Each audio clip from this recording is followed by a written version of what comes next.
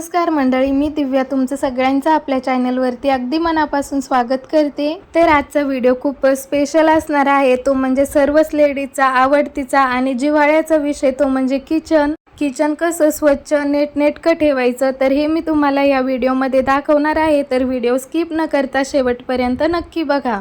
सर्वांनाच वाटतं की आपलं किचन नेहमी स्वच्छ आणि टापटीप असलं पाहिजे। तर किचन कसं ऑर्गनाइज करायचं, तर आज मी तुम्हाला ते दाखवणार आहे आणि काही टिप्स सांगणार आहे।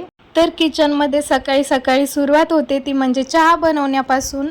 तर मी अगोदर चहा बनवला, सगळ्यांना चहा दिला आणि सगळ्यांनी चहा घेतला आणि स्वयंपाकाला थोडासा वेळ बाकी होता, तर मग तोपर्यंत मी तूप बनवून घेतलं। आपण काय करतो, हे असे कामं स्वयंपाक झाल्यावर करतो, मग आपण किचन साफ करतो स्वयंपाक झाल्यावर। तर मग हे काम करायला आपल्याला जिवार येतं, त्यामुळे मग मी सकाळी सकाळी अगोदर तूप बनवून घेतलं। त्यानंतर मग साईडला लगेच भाजीसाठी मसाला भाजून घेतला होता, तर तो पण लगेच मिक्सरमधून काढून घेतला आणि त्यानंतर मग लगेच भाजी पण फोडणीला टाकायची होती, तर मग लगेच भाजी पण फोडणीला टाकून घेतली।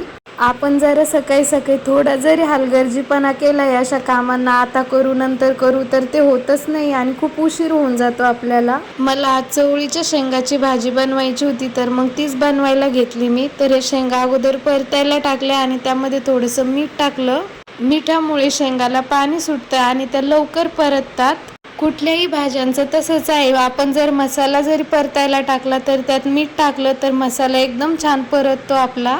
तर बघा, भाजी टाकून झाल्यानंतर मी लगेच भाजीसाठी जे जे भांडे घेतले होते मी ते लगेच साईडला ठेवून दिले। आपण जर तसेच राहू दिले ते तिथे, तर किचनवरती खूप पसारा दिसतो आणि आपल्याला दुसरं काम करायला पण काही सुधरत नाही। त्यामुळे मग ते भांडे अगोदर आवरून घ्यायचे आणि रोजचे स्वयंपाक झाल्यानंतर आपले किचन जवळचे जे भांडे असते, मिठाचा डब्बा, तेलाचा डब्बा, मसाल्याचा डब्बा, तर स्वयंपाक करायच्या वेळेस ह्या भांड्यांना आपला हात लागतोच। त्यामुळे कपड्याने तेही भांडे रोज पुसून घ्यायचे।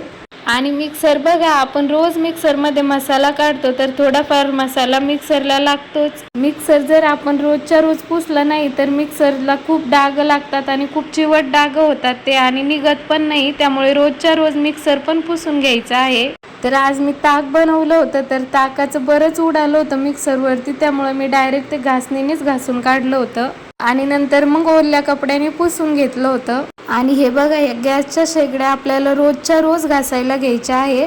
जरी त्या मळलेल्या किंवा खराब झालेल्या नसल्या तरी सुद्धा आपण भाजी वगैरे करतो, तर त्याची फोडणीचं तेल वगैरे उडतं त्यावरती। त्यामुळे आपण जर रोजच्या रोज घासल्या नाही तर त्या खूप खराब होऊन जातात आणि नंतर निघत सुद्धा नाही त्यामुळे त्या पण रोजच्या रोज धुवून काढायच्या। स्वयंपाक झाल्यानंतर मग मी सर्व भांडे एकत्रच घासून घेते बेसिंगमध्येच, कारण एक एक भांडे घासायला पण पुरत नाही, तर पूर्ण बेसिंग खराब होऊन जातं। त्यामुळे मग सगळे भांडे एकत्रच घासून घेते मी।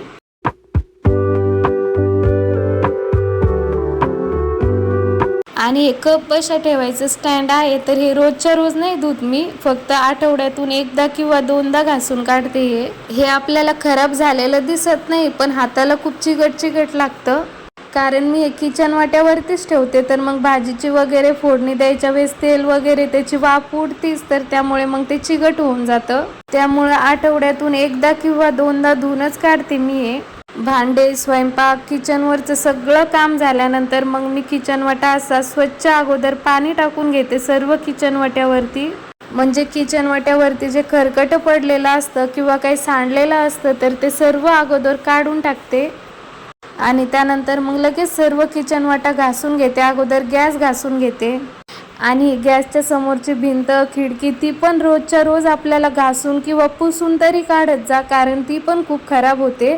आपण भाजीची वगैरे फोडणी देतो तर ती तेलाची वाफ उडते, त्यामुळं आपण जरी छोटी कामं रोजच्या रोज नाही केली तर त्यामुळेच आपलं किचन खूप खराब दिसतं आणि मग ते एकदाच आवरायचं म्हटलं की ते आपल्यालाच आवरायला आणि घासायला खूप जड जातं। त्यामुळं आपण या सवयी लावल्या ना तर आपलं किचन नेहमी स्वच्छ दिसेल। रोजचं जरी तुम्ही किचन ओल्या कपड्याने जर पुसून घेतलं आणि 1-2 दिवसांनी असं घासलं तरी सुद्धा किचन छान राहतं। गॅस मी फक्त रोज ओल्या कपड्याने पुसून घेते आणि 1-2 दिवसाला घासून काढते, कारण मग रोज घासल्यामुळे गॅसची शेगडी पण खराब होते। आणि हा बघा, किचन वाट्याच्या खालचा कप्पा आहे, हा कप्पा सुद्धा मी दर 8 ते 10 दिवसाला आवरते, तर बघा मी याच्या खाली पेपर टाकलेले आहे, तर पेपर एकदम खराब झालेले होते. जर मी पेपर नसते टाकले तर पूर्ण फरची खराब झाली असती. त्यामुळे इथे आपल्याला पेपरचा आणि त्या मॅट पण भेटतात ऑनलाईन, त्याचा वापर करायचा.